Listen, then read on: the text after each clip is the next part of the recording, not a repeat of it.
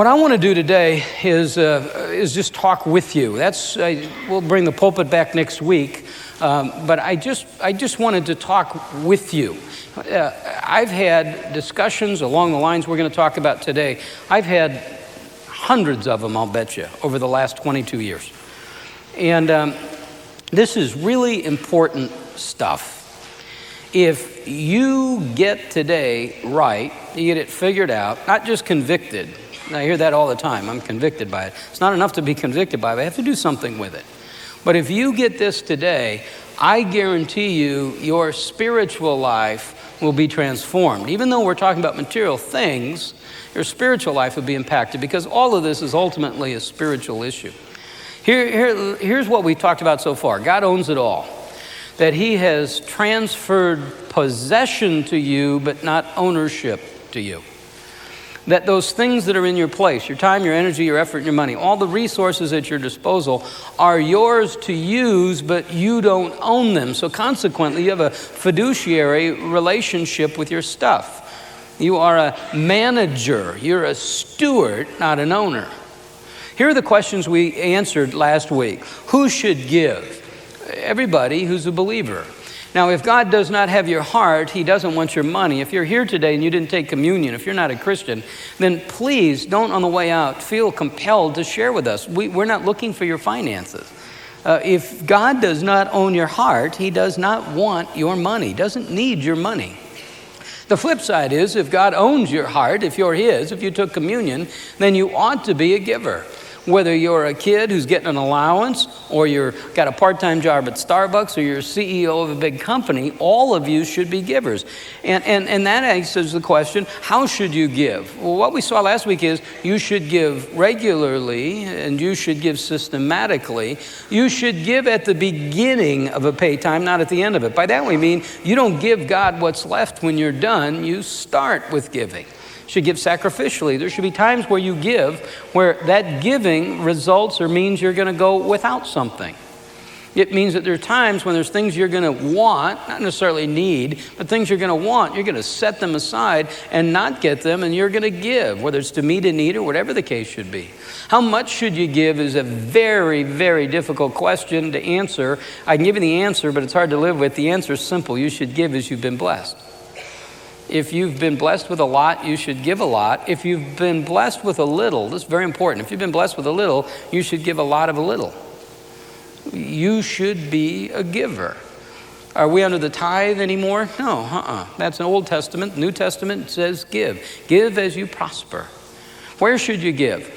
I've had a couple of interesting emails this week talking about that and saying, give me the biblical case for where we should give. Well, we really only have the illustration we're looking at here and a couple of others. And in every instance, they gave to the church. Even when they were giving, the instance we had before us in 1 Corinthians 16, even when they were giving to meet the need in Jerusalem, Paul says, do it through the church.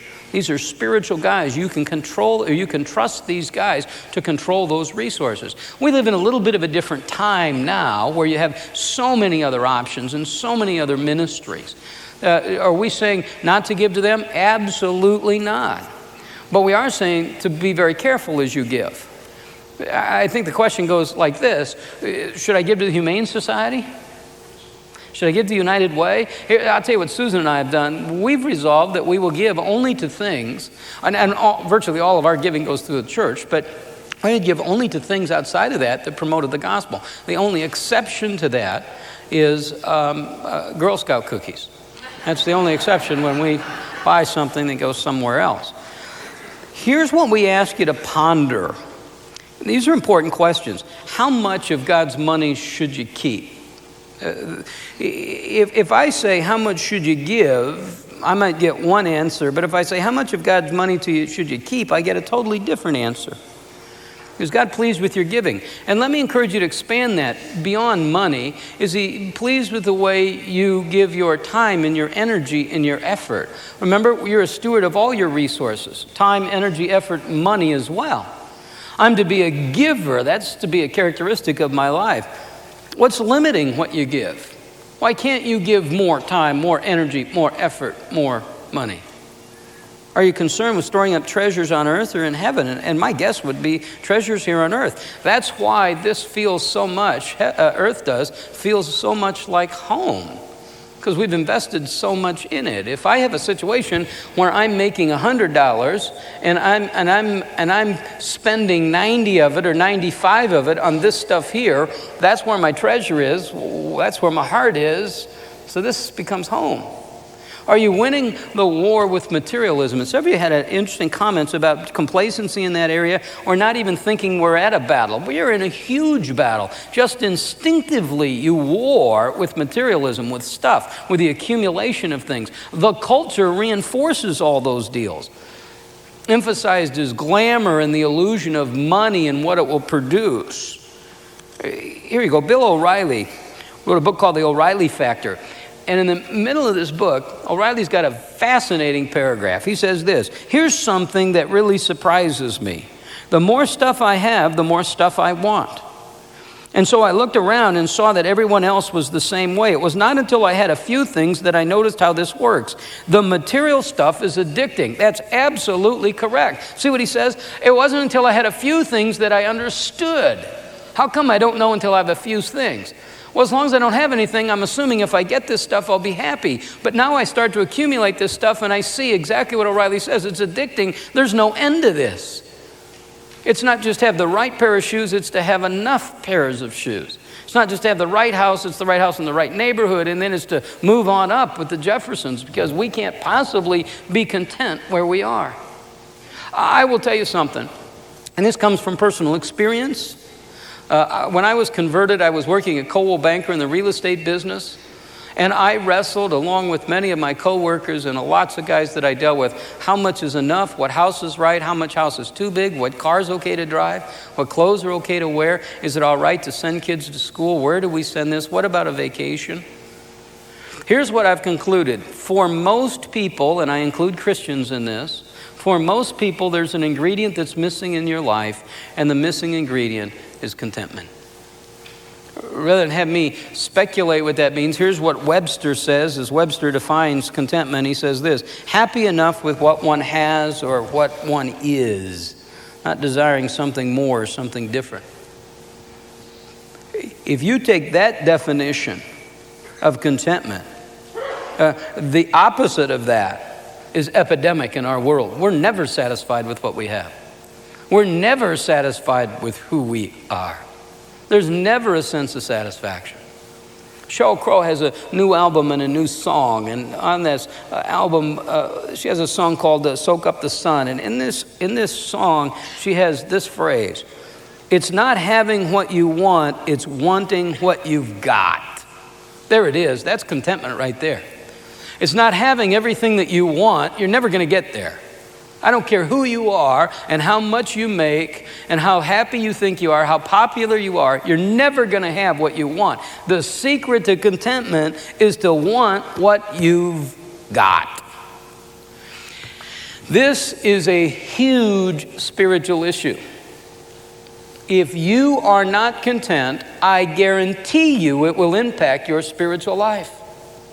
That's why I'm going to encourage you to pursue a philosophy I saw on a bumper sticker a couple years ago. It simply said this: pursue delayed gratification. It says, take this wanting and this instant satisfaction and put it aside. You live at a time where somebody says, if I got the cash, at least that used to be maybe my dad's generation, if I have the cash, I can have it. Now it's if I have the credit. Let me give you some statistics. Americans owe more than $300 billion in non-mortgage consumer debt. $300 billion. $490 billion in credit cards. 10% of the credit cards are in the hands of teenagers.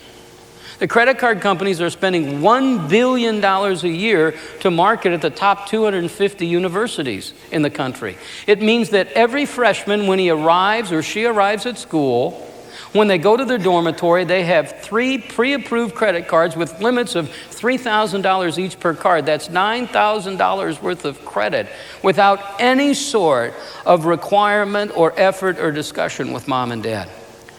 The average American adult carries $7,000 in a credit card balance.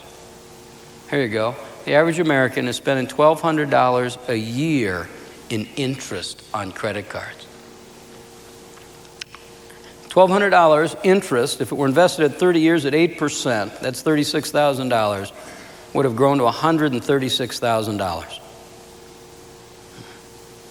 How about that? Personal bankruptcies, over 1.2 million last year. The average personal bankruptcy was for less than $7,000. They didn't care about integrity. It says they simply wanted, quote, a fresh start. Let me give you the flip side of that, savings rate. Savings rate in the United States right now is 0.5%. It's the lowest since the Depression. For every increase of $1 in household income, spending goes up $1.10. Isn't that amazing? Pursue delayed gratification. You just simply can't have everything you see, even if cash or credit is available. Just because you see something and just because you have the ability to get it doesn't mean you ought to have it. It's worth waiting. Well, that's what we're going to talk about. We're going to talk about contentment.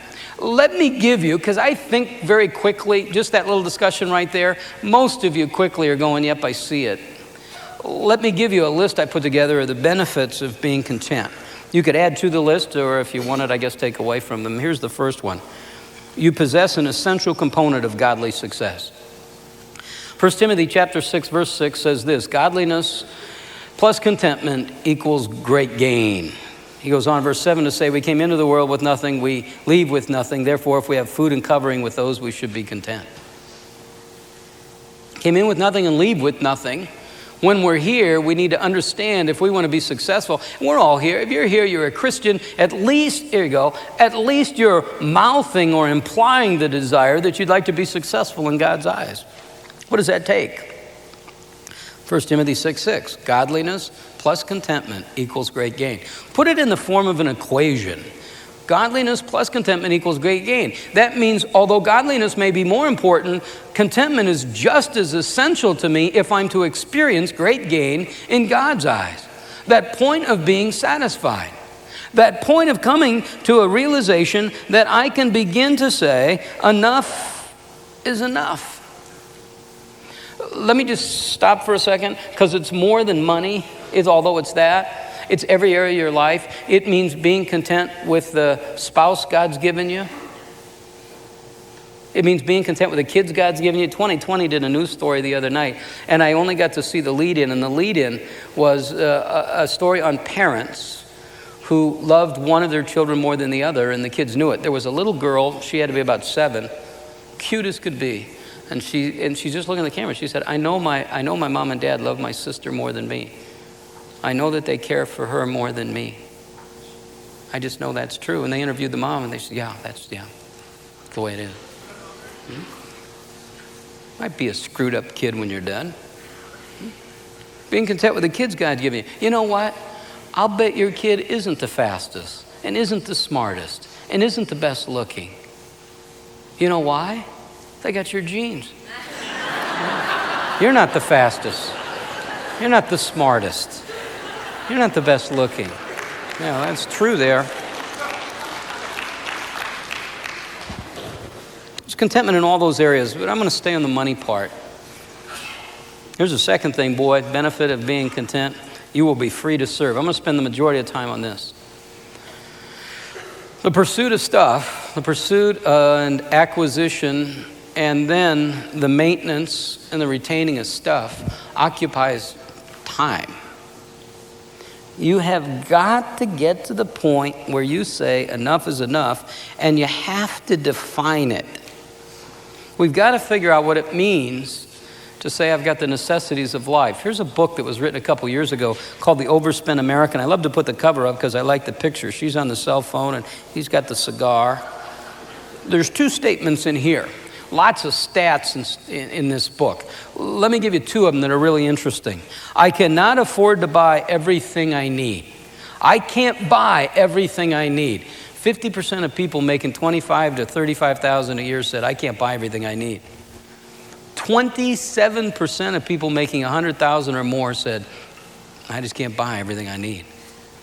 said here slightly different. I spend all of my money on the basic necessities of life. Look at that. 20% of people making $100 or $1,000 or more said we're just spending all of our money on the basic necessities. Let me help you again. The necessities are food and covering. Here's what's happened. The list of what we call necessary things has grown.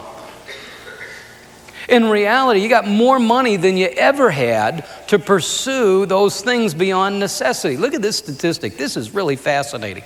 In 1900, 43% of the American family's income was spent on food. In the year 1998, it was 15%. So I got more disposable income, and yet I'm spending more money, and yet I can't make ends meet. How come? I'll tell you why. We have taken the word need and it expands to include cable TV, newspapers, CD players, computers. Here you go, garage door opener. When I was a boy, we had a garage door opener that worked like this. My dad pulled up and said, "Tom, get your can out and open the garage door." Fast. But now that's just a necessity. Isn't it interesting? We see that all the time. When families come in to meet with us and they're in financial crisis. And one of the things we're going to do is to say, okay, we're going to get a spending plan. We're going to get a budget. Let's look at the things that we can cut out.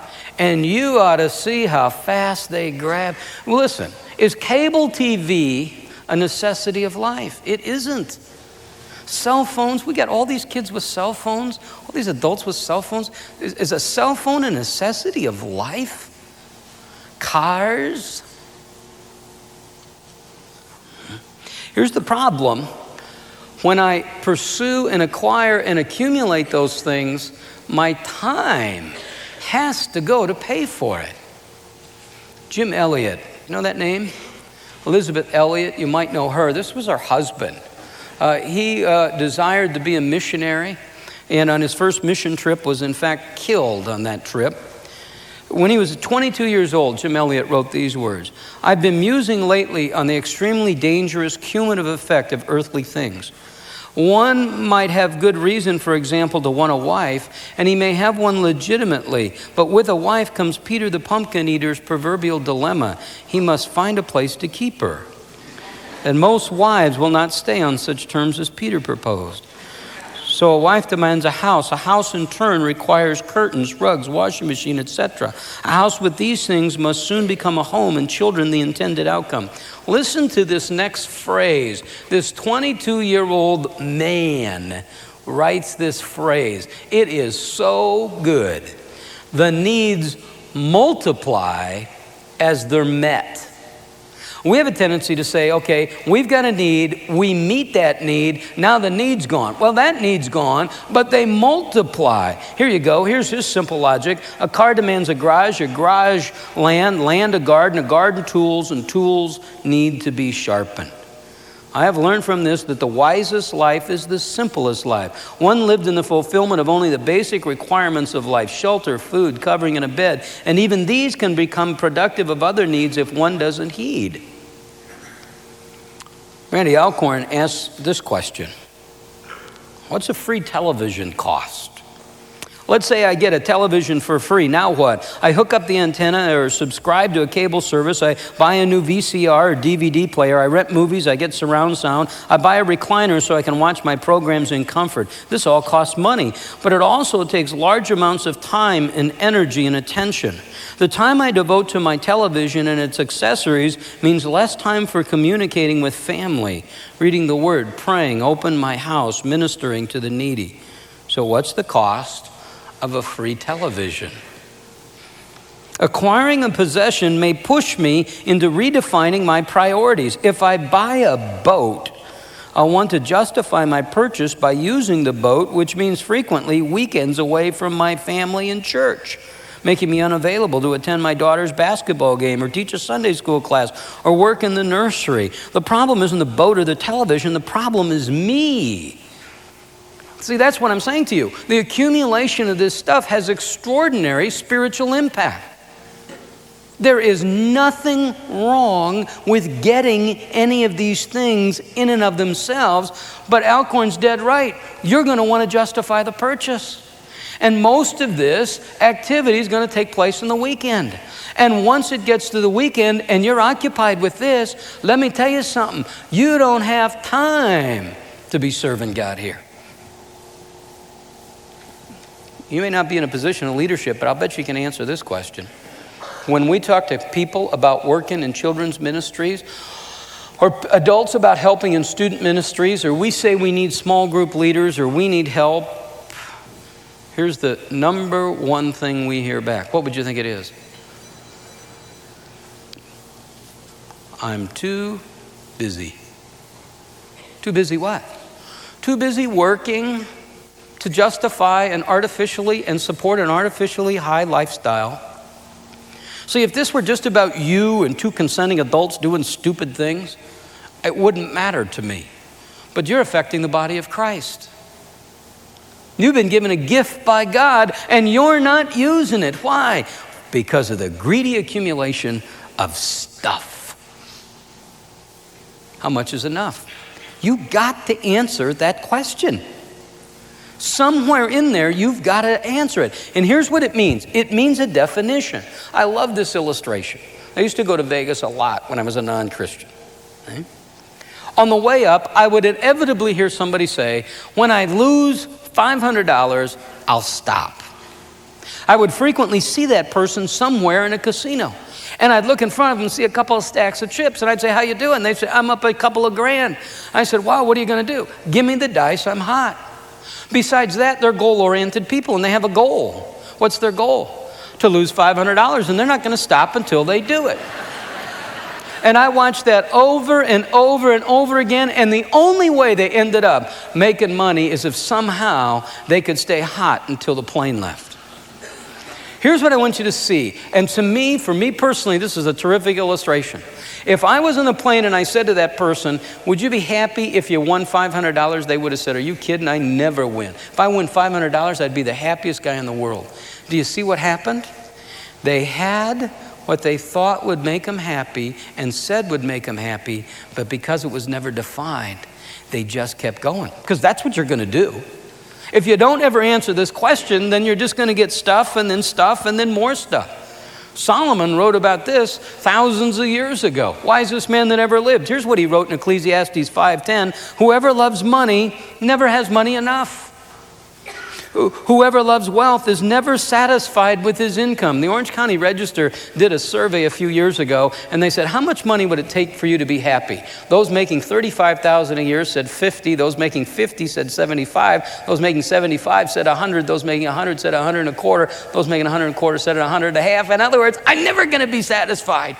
It's that illusion that stuff is going to make me happy, and it's not going to. And here's the key. It's verse 11 of Ecclesiastes 5. As goods increase, so do those who consume them. The more you make, the more you're going to spend. It's just a fact of life. Do you hear that statistic I had for you before? For every dollar increase in household income, spending goes up $1.10. There's never enough. I've sat with guys that are making $250,000, $300,000 a year, and they're saying to me, Tom, I'm barely getting by. I had a guy one time and he said, the market's turned, I can't. And I said, well, figure out what you need. He said, here's my monthly nut. And I mean with no food or anything. I'm just talking about taking care of everything else. I gotta have $7,000 a month. I was with a guy the other day who's got a house payment of $8,000 a month.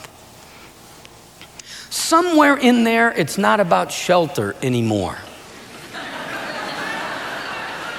I don't know what it's about, but it's not about shelter. All of a sudden, you're free to serve. Here's another thing. Your focus is sharpened. Our citizenship is in heaven, Paul says in Philippians 3:20. We're ambassadors for Christ, 2 Corinthians 5:20. There's a terrific song out now by Mercy Me called I Can Only Imagine. Do you know that song? What a great song. Let me encourage you to listen to that song and only imagine. And if you don't have it, what he's talking about is heaven, and what's heaven going to be like? See, I think the more heavenly minded you become, the more earthly good you will be. The more that you understand that I'm passing through here, all of a sudden I'm going to hold this stuff far more loosely.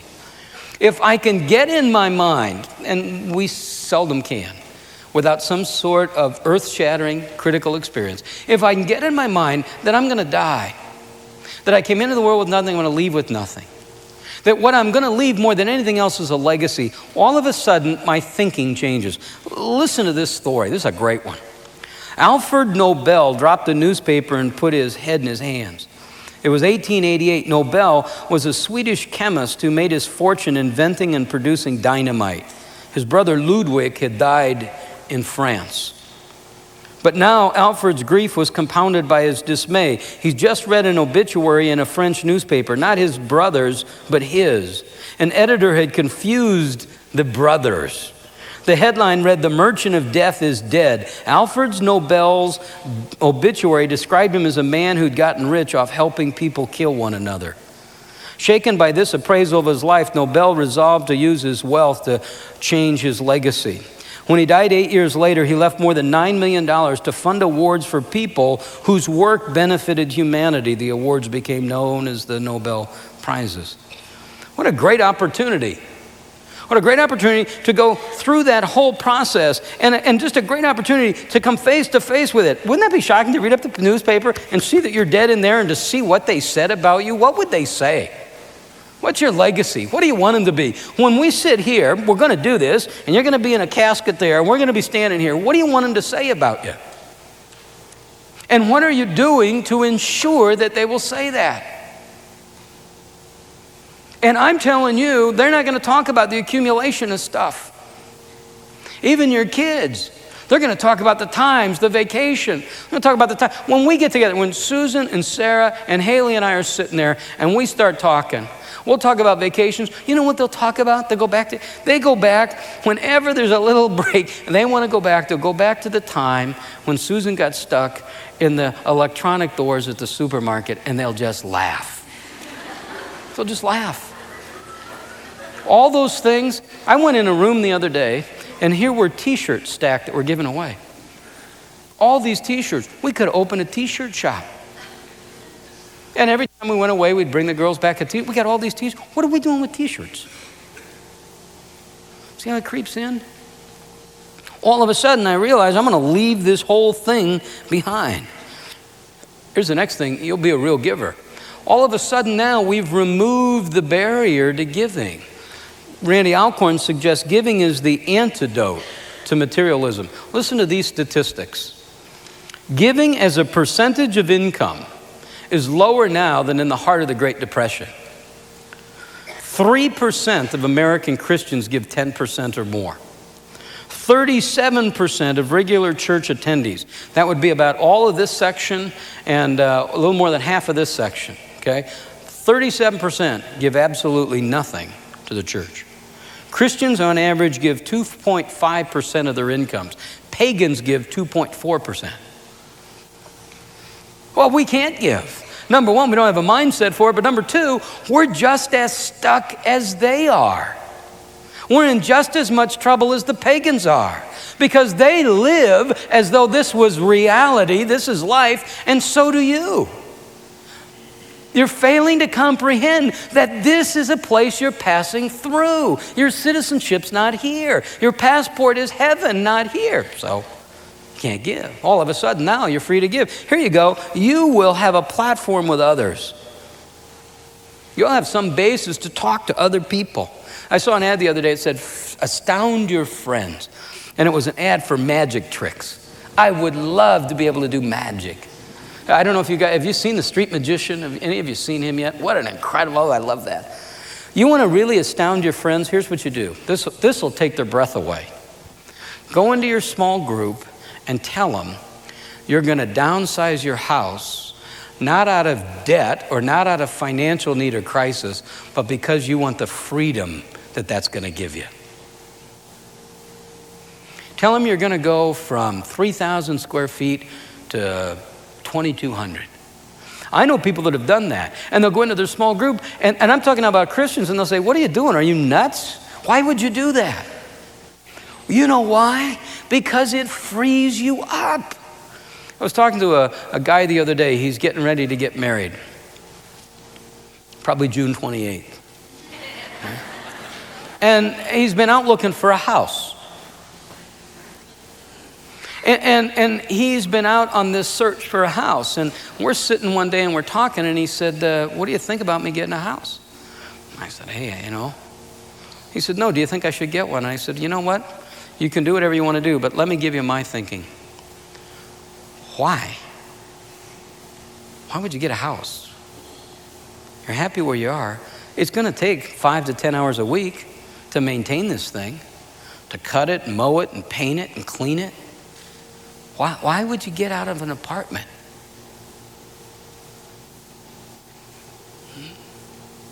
Well, I think she wants it. I said, did you ask her? Well, no, I think, don't wives want that? I said, did you ask her? Next thing I know, he says, you know what? We're going to stay in the apartment. You know what that was? A little bbit of pride that said, geez, if I've got to be a provider, I'm going to get the woman. I'm going to get her a house. She needs a house. Hey, a house? I said, that's 10 hours a week. Who's got 10 hours? She doesn't. You don't. Why? See, the next lie comes along now with kids. Well, I've got 3 kids. We need 4 bedrooms. These kids don't. There you go. They don't need their own room. They'll be okay together. Okay?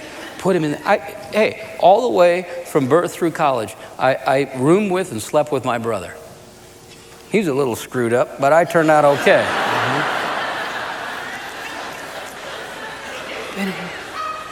Why do you need that? That's 4 bedrooms. What if you could do it in 3? Doesn't sound like much, but that's 1 less bedroom to pay tax on, to air condition, to clean, to furnish, and to put on a 30-year mortgage. See, you're working so hard because your nut's so big, because you got to crack this thing and make this money because it's filled with stuff you don't need. And it comes at a price. It's going to cost you. It's going to cost you spiritually. I'll tell you something. Here's what I hear. And this sets me off like a rocket. Well, you know, we need 2 incomes to live. That's a lie. You need 2 incomes to live if you're going to have a lifestyle that's up here, if you got to have a jet boat and all this other stuff. But you don't need 2 incomes to live. See, you can impact the next generation, and I mean starting with your kids. Have you ever had the kids come to you and go, what am I? Made of money? You think I'm made of money just because everybody's got this? Well, here's what they're doing. They're looking at you. You got a Palm Pilot 2, Palm Pilot 3, compact CD disc. You got stuff in the box where you haven't even read the instruction yet, and you got the update replacement already. They learn from you that they need the latest and the greatest in the stuff. They're learning, and you may be, I'll cut you a little slack here. You may be, I want to provide for my kids. Hey, here's what they need. They don't need a $150 pair of shoes. They need a mom there to tie them for them in the morning. That's what they need. I had a gal, really neat gal. And she was having her first baby, and she was going to have the baby and go home a couple of weeks and then go back to work. And she said, what do you think? And I said, I'm going to ask you a question. Please do not answer this question now. Go home and think about it, answer it in a day or so. Don't answer it now. A newborn baby needs A, Jeep, B, a swimming pool, C, a mother. You want to impact those generations? You're not going to impact them if you're not with them. 70%, and this is out of Working Mothers magazine. I do a lot for you people.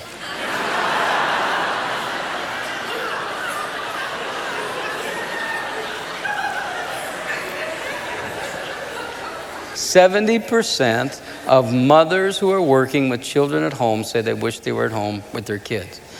To which I would say, then get there. Now, what they'll frequently tell me, guys, is, my husband makes me work. Well, guys, shame on you. Shame on you in a couple of areas. Number one, if you're putting them out there and you're not providing, then you need to get your spending under control. Number two, let me tell you something. You're putting them out into a world that's filled with barracudas. And all of a sudden, they're going to walk on someday and go, boy, do you look beautiful in that dress. And she hasn't heard that from you in 15 years. And all of a sudden, you're putting her in a very vulnerable position. And that is stupid. The next generation can be impacted if they see you live. And you know what? And you'll have more money. I'm just telling you, you have more money than you know what to do with. And you'll live a life of joy. There's a happiness here. There's a freedom here. Let me read you this, we'll close.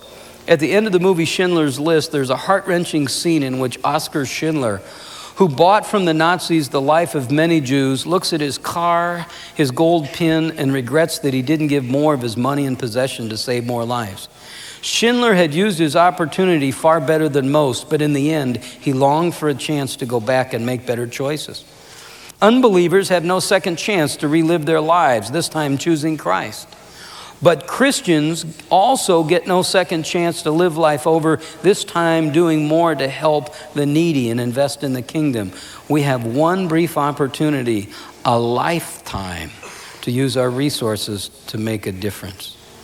Listen to this sentence. 5 minutes after we die, we'll know exactly how we should have lived. You know what? You don't need to wait 5 minutes after you die. All you got to do is read that Bible in front of you. That's going to tell you how you should live. We should live regret-free lives. How do I do that? I'm obedient to what God says. Life does not consist of possessions, and yet we live like it does. It is just not very hard to figure out. If all of your investment is in this kingdom, then all of your hope is here.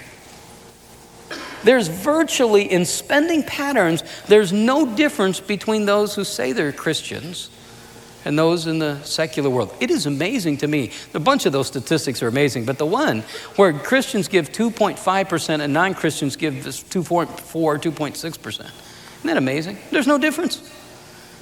If ever there should be a giver, it's us who've received the greatest gift, which is eternal life in Jesus Christ, our Lord. I don't play this card very often. I'm going to play it right now, though. As your pastor, as your shepherd, I'm telling you, for your own good and for the good of the body, you've got to say enough is enough. You probably don't need all this stuff. That car can go another 2 years. That house can be 15, 10, 20% smaller. You don't need 14 TVs, and each room doesn't need its own TV and CD player so you can all be isolated. You don't need that. And oftentimes, even under the illusion of providing for your kids, all you're doing is teaching them to ratchet up their lifestyle. You're not teaching them what they need more than anything else. Let me tell you what these kids need. They need a mom and a dad who's there. I was doing a study once, and Haley was small, and I was talking about parenting, and I went to her and I said, Haley, do you need quality time or quantity time? And she was so small, she said, I don't know. I said, I don't know. I said, do you need me to spend a lot of time, or do you need me that when we're together, we're really talking? She said, I need quality time and lots of it. That's what you need. Those of you that are operating under the illusion that you want to give your kids what they need one thing from you: love. You know what? I guarantee you, sit down as a couple. Guys, she's just as pooped by this as you are. Gals, he's just as frustrated. Every time I talk to somebody about this stuff, their heads will shake, and oftentimes I'll watch men where their eyes will tear up because they see the tyranny of this stuff. And like I said, it took you a while to get in this mess. It may take you a while to get out, but you don't need to live this way. You don't need to live from 6 in the morning till 8 at night on the run to poop. I was talking to somebody the other day, and they said, we're so busy. I said, why? Our kids. And I said, well, what do you mean? Well, they're in swim lessons, and they're in music lessons, and they're playing Little League, and they're doing this. I said, are you nuts? Why? Give him one activity, that's it. Well, you're running around here. You're the parent, set the tone. What are you teaching the kids? I pulled up the other day, about 6:45 in the morning, next to a lady. She's in the front, and there's a kid in the back in a car seat, obviously on our way to daycare, and this kid is just passed out. I'm thinking, can you imagine? She's going to take this kid and give it to daycare, and there's no way. Hey, don't think for a second daycare is going to be a mom. There's a great story I read. This lady, she's having a baby, and she was pretty convinced she was just going to put the kid in daycare, and I can't remember what city she was in. I want to say it was in Canada, but I'm not positive. And so what she did is she got a job at the best daycare place in the city. The best daycare place in the city. She said, I worked there 1 week and resolved there's no way I'd ever put my kid in there because daycare ain't a mom. Hard stuff, isn't it? And it's counterculture. You can't even talk to your friends about this. Oftentimes, not even your Christian friends. You start talking about this and you're going, look, we're to the point where we think we need a personal trainer. I can't believe how many people have people come and clean your house. If you need somebody to come and clean your house, you got too big a house. Get rid of it. Hard stuff, but simple to understand. Again, I know, I'm convicted. Conviction's not enough. I don't want to hear conviction. I want to see action. It's not enough to be convicted. You got to do something about this. Because if you don't, you'll never fulfill the spiritual potential that God's given you. It just ain't going to happen. Let's pray. Father, thanks. Thanks for this message. Thanks for loving us enough and caring enough to teach us this truth. God, help us understand what Solomon wrote. That if we love money, we'll never have enough. If we love wealth, we'll never be satisfied. That as our income increases, so will our expenditures. God, help us see that all this stuff is going to fade away. Help us look around our house today and understand that in just a little bit of time, all that stuff's going to be in a landfill somewhere. And we're living like it's eternal. And we're tired, and we're frustrated, we're busy, and spiritually dead. Why? No energy left. Too pooped building our kingdom instead of yours. God, make us givers because we're not hanging on. Help us build your kingdom, not ours. We ask that in Jesus' name. Amen.